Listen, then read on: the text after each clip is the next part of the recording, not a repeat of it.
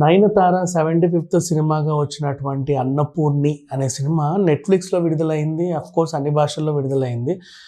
అయితే జై చెప్పిన ఒక డైలాగు దాంట్లో ఏంటంటే వివాదాస్పదమైంది. రాముడు నాన్ వెజ్ తింటాడు,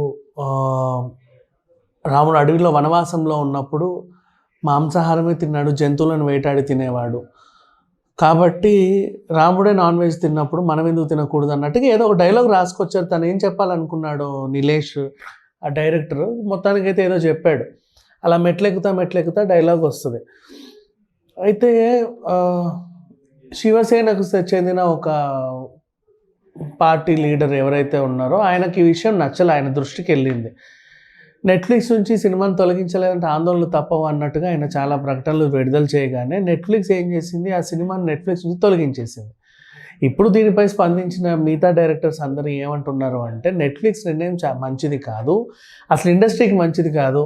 ఇప్పుడు సెన్సార్ పూర్తయిన తర్వాత సినిమాని మళ్ళీ ఎడిట్ చేసి ఇంకేదో చేసి చేయడం అనేది చట్ట విరుద్ధం. అది యాక్చువల్గా చెప్పాలి అంటే భావ ప్రకటన స్వేచ్ఛకి కూడా విరుద్ధం. సెన్సార్ అయ్యింది అంటేనే ఆ సెన్సార్లోనే చూసుకోవాలి వీళ్ళకి ఏమైనా అభ్యంతరాలు ఉంటాయి. సెన్సార్ అయిన తర్వాత సినిమాని వ్యతిరేకించే హక్కు ఎవరికి లేదు బేసికలీ చెప్పాలంటే. అది సెన్సార్ టీంతో కొట్లాడుకోవాలి వీళ్ళు వెళ్ళి. అలాంటిది సినిమాని నెట్ఫ్లిక్స్ నుంచి తీసేశారు వీళ్ళు. అది అవమానం వీళ్ళకి కూడా. ఇప్పుడు నెక్స్ట్ టైం వీళ్ళు ఇవ్వాలన్నా ఇవ్వలేరు. వేరే సినిమాలు కూడా నెట్ఫ్లిక్స్కి ఇవ్వాలంటే ఎందుకు వచ్చిన గొడవలు మేము ఇవ్వమంటారు. వాళ్ళకి ఒక కంప్లైంట్ వెళ్ళింది, ఈ సినిమా మా భావ ప్రకటన అంటే మా మనోభావాలు దెబ్బతీసాయి అని చెప్పేసి వెళ్ళారు. నెట్ఫ్లిక్స్ ఏం చేయాలి, సదరు నిర్మాతనో ఆ టీమ్నో బాబు కొంచెం వివరణ ఇవ్వండి అని అడగాలి. ఆ వివరణ వాళ్ళు ఇచ్చుకున్నప్పుడు ఇట్లా కాదండి అట్లా కాదండి ఇలా అలా అంతే తప్ప వెంటనే వీళ్ళేదో కంప్లైంట్ ఇచ్చారు కదా అని చెప్పి టక్కున సినిమాని తొలగించడం అసలు ఎంతవరకు కరెక్ట్. సో అసలు ఈ నిర్ణయం ఇండస్ట్రీకి కూడా మంచిది కాదు. ఆయన చాలామంది శివకార్తికేయన్ ఎంతోమంది మాట్లాడుతున్నారు, వీళ్ళందరూ అనేది కూడా కరెక్టే. కోర్స్ ఇండస్ట్రీ కూడా అసలు మంచిది కాదు ఇది.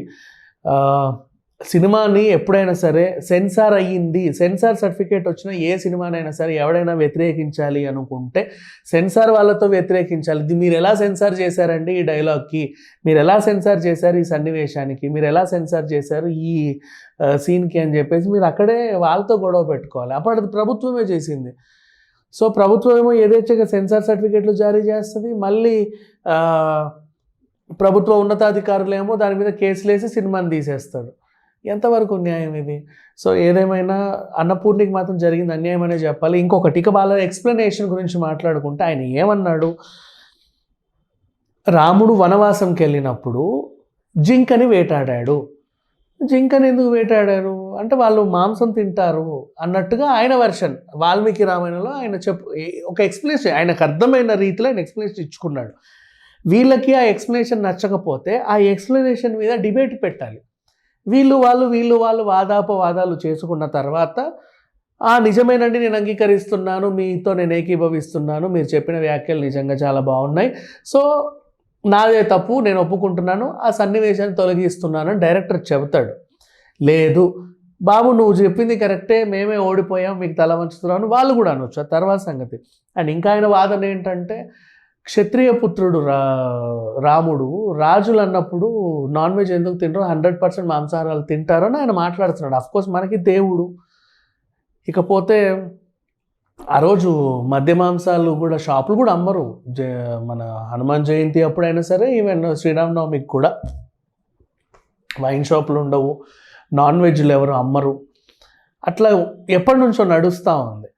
సో వీళ్ళేమో అంతకుముందు పురాణాల గురించి మాట్లాడుతున్నారు. ఇట్లా ఎప్పటికైనా ఎవరైనా ఇద్దరి మధ్యలో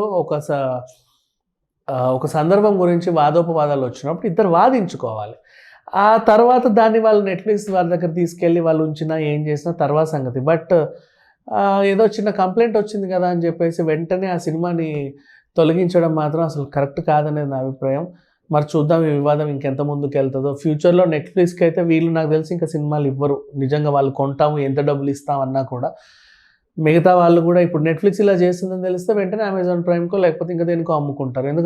ఎందుకు ఇవ్వడం వాళ్ళకి, మళ్ళీ 4 రోజులు అయితే మా సినిమాని తీసి అవతల పడేస్తారు, అప్పుడు మాకు వేస్టే కదా, అవమానం కదా అనిపిస్తుంది. అఫ్కోర్స్ రేటుకే అమ్ముకున్నానులే, ఒకసారి సినిమా అమ్మిన తర్వాత వాళ్ళ ఇష్టం, అయినప్పటికీ ఒక మర్యాద ఉంటుంది కదా. పలానా సినిమా నెట్ఫ్లిక్స్ తీసేసి అంటే మెడపట్టి బయటికి గెంటేసిన ఫీలింగ్ వస్తుంది. అంటే మరీ అంత నాసిరకమైన సినిమా తీసాము మేము, వీళ్ళకి ఇవ్వడం ఎందుకు, అలా గెంటించుకోవడం ఎందుకు అని అనిపిస్తుంది కదా. మరి ఈ వివాదం ఎంత ముందుకు వెళ్తుందో వేచి చూడాలి. Thank you so much.